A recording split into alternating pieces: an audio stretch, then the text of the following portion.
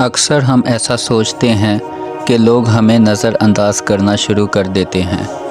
جب کوئی اچانک نظر انداز کرنا شروع کرتا ہے تو ہمیں ایسا لگتا ہے جیسے کہ اس دنیا میں ہم اب اس کے بغیر نہیں رہ سکتے، اب ہمارا کوئی ساتھی نہیں۔ آخر ہم نے خود کو انسانوں میں اتنا الجھا دیا ہوا ہے کہ ہماری اپنی ذات کی کوئی حیثیت نہیں، صرف دنیا ہی چند لوگوں پر ختم ہوتی ہے۔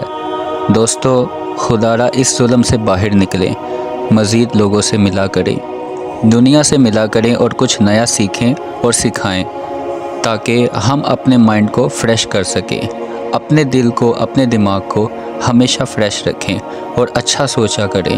یہ سوچنا چھوڑ دیں کہ اب کسی سے کیوں بات نہیں ہوتی، کوئی مجھے کیوں بھول گیا ہے، اس نے نظر انداز مجھے کرنا کیوں شروع کر دیا ہے، اگر میں کسی سے بات کرتا ہوں تو کوئی جواب کیوں نہیں دیتا، لیکن اگر کسی کا جواب آتا ہے تو میری ہر بات کا الٹا جواب کیوں آتا ہے۔ ایسا نہ سوچا کریں، اچھا سوچا کریں سب کے بارے میں، کیونکہ ہر کسی سے شکایتیں لگانے بیٹھ جاتے ہیں۔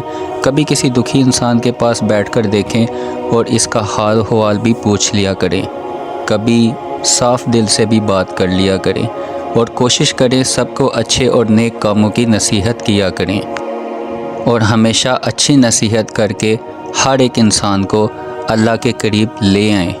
میری آنکھوں نے چند خواب دیکھے ہیں دوستو، لیکن حالاتوں نے ان خوابوں کو توڑ دیا ہے۔ میں نے منافقوں کے گرد لوگوں کے ہجوم دیکھے ہیں، لیکن مقدر نے مجھے منافق بننے سے بچا لیا ہے۔ سچائی کے راستے پہ چلا تو ہجوم میں لوگ خود غرض ہی دیکھے تھے۔ کہاں کہیں میں چھپا روتا جہاں دیکھا، دردوں کو مسکراہٹ میں چھپاتے لوگ دیکھے، لیکن یہ ٹوٹے خوابوں کی گٹھیاں لیے میں جہاں جہاں سے گزرا، لوگ مطلبی ہی دیکھے، کیونکہ یہ دنیا ہوتی ہی مطلبی ہے۔ لیکن اب دنیا کا دکھاوا بھٹکاتا نہیں مجھے، ہاں اتنی سی عمر میں میں نے دنیا کے ہر رنگ دیکھ لیے ہیں۔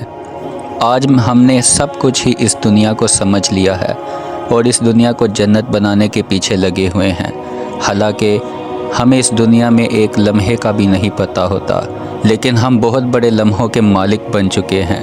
ہر کوئی چاہتا ہے یہاں میری خواہش پوری ہو، جبکہ ایسا ممکن نہیں ہوتا، کیونکہ بنانے والے نے ہی اس دنیا کو دھوکے کا گھر کہا ہے۔ تو پھر آج ہم اس دھوکے کے چکر میں آ کر اللہ تعالیٰ کے حکموں کو کیوں توڑ رہے ہیں، کیوں اللہ تعالیٰ کی نافرمانی کر رہے ہیں؟ اپنی زندگی کو اللہ کے حکموں کے مطابق گزارنا سیکھیے، تاکہ اس دنیا میں بھی اور مرنے کے بعد بھی سکون سے گزاریں۔ یقین مانو، نافرمانے والی زندگی میں کوئی سکون نہیں ملتا۔ اپنے آپ کو اللہ کے حکموں کا پابند بنا لو تاکہ دونوں جہانوں میں ہم فلاح پا سکیں۔ اکثر چپ رہ جانے والوں کے بارے میں یہی خیال آتا ہے کہ وہ ہار گئے ہیں، ہماری باتوں کے جواب میں ان کے پاس الفاظ نہیں، ہم نے ان کو لاجواب کر دیا ہے۔ مگر دوستو، ایسا نہیں، ایسا بالکل نہیں ہے اور ہرگز نہیں ہے۔ کبھی کبھی چپ رہنے والے اور ہر بات کو جلدی ختم کر دینے والے یا پھر کڑوے جواب دینے والے صرف اپنا آپ وہ آپ کے سامنے توڑنا نہیں چاہتے۔ وہ لوگ آپ سے بھلائی کی بھیک نہیں مانگنا چاہتے، آپ سے اپنی حالت پر افسوس نہیں کروانا چاہتے، وہ اپنی آپ کو نہیں بتانا چاہتے، اور بدلے میں بے مرمت کہلا کر برا بن جانے کو دیکھ کر بھی بہتر سمجھتے ہیں۔ میں ہمیشہ سے کہتا تھا کہ کوئی کسی کے لیے نہیں مرتا، یہ تو بس کہنے کی باتیں ہوتی ہیں اور سب لوگ صرف باتیں ہی کرتے ہیں، کیونکہ میں نے کسی کو کسی کے لیے مرتے نہیں دیکھا تھا۔ لیکن جب یہ بات میرے خود پر آئی تب پتہ چلا کہ مرنا موت کو ہی نہیں کہتے، اور انسان سچ میں نہیں مرتا، لیکن انسان کا دل مر جاتا ہے، اس کی خوشیاں بھی مر جاتی ہیں۔ ہاں، انسان سچ میں نہیں مرتا، کیونکہ ہر انسان کے لیے موت کا وقت مقرر ضرور ہوتا ہے، اور موت اتنی تکلیف نہیں دیتی جتنا زندگی میں موت سے پہلے مر جانا انسان کو تکلیف دیتا ہے۔ میں نے زندگی میں بہت کچھ کھویا ہے، مگر ہر بار کھونے کے بعد خود کو ٹوٹتا بکھرتا ہوا ہی محسوس کیا ہے، مگر تمہارے معاملے میں ایسا نہیں ہوا۔ ہاں، میں مشکل وقت سے، درد سے، تکلیف سے گزرا ہوں، مگر میں ٹوٹا نہیں ہوں۔ جانتے ہو ایسا کیوں ہوا؟ کیونکہ میں نے تم کو اللہ کی رضا کے لیے چھوڑ دیا ہے۔ اگر تم نے چھوڑا ہے تو میں نے تم کو اللہ کی رضا کے لیے چھوڑا ہے، کیونکہ اللہ تعالیٰ نے اگر مجھے تم سے نہیں ملوایا تو تم سے بہتر سے ہی ملوائے گا۔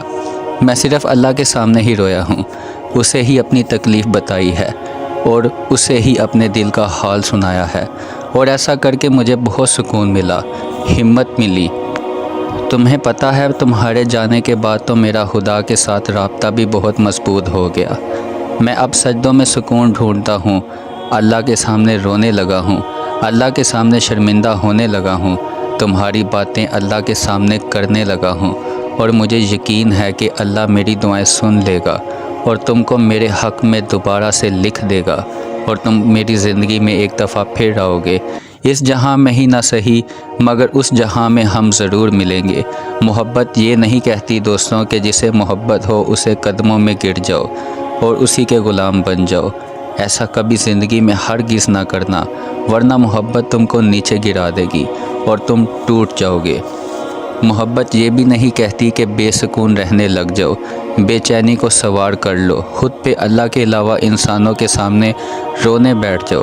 آخر میں اگر کچھ نہ ملے تو اللہ کے سامنے شکایتیں کیا کرو، اور دنیا کے سامنے شکایتیں مت کرو، کسی کو اپنا ویک پوائنٹ کبھی مت دو، انشاءاللہ کرم ہوگا۔ اگر اللہ پہ سب کچھ چھوڑ دو گے تو اللہ بھی تمہاری مدد کرے گا۔ لوگوں کو ویک پوائنٹ دینے سے آپ کے ساتھ کچھ بھی نہیں ہونے والا، لوگ تو بے ساختہ اور تمہیں عجیب و غریب تمہیں مشورے ہی دیتے رہیں گے جس کا تمہیں کوئی فائدہ نہیں ہونے والا۔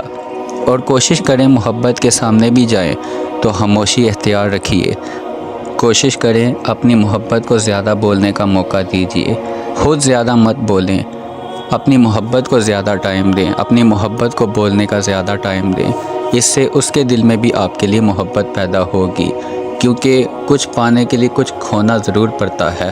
آپ اپنے جذبات نہ بتائیں لیکن اس کے جذبات کو ضرور سمجھیں۔ اگر وہ آپ سے بات کرتا ہے تو باتیں غور سے سنیں، اگر آپ اسے زیادہ بولنے کا موقع دیں گے تو اسی طرح ہی جس سے آپ چاہت کرتے ہیں اس کے دل میں زیادہ محبت ہوگی۔ لیکن اگر آپ خود بخود اپنے لیے اپنے طور پر اسے باتیں سنائیں گے تو کبھی بھی اس کے دل میں آپ کے لیے محبت پیدا نہیں ہوگی۔ جزاک اللہ۔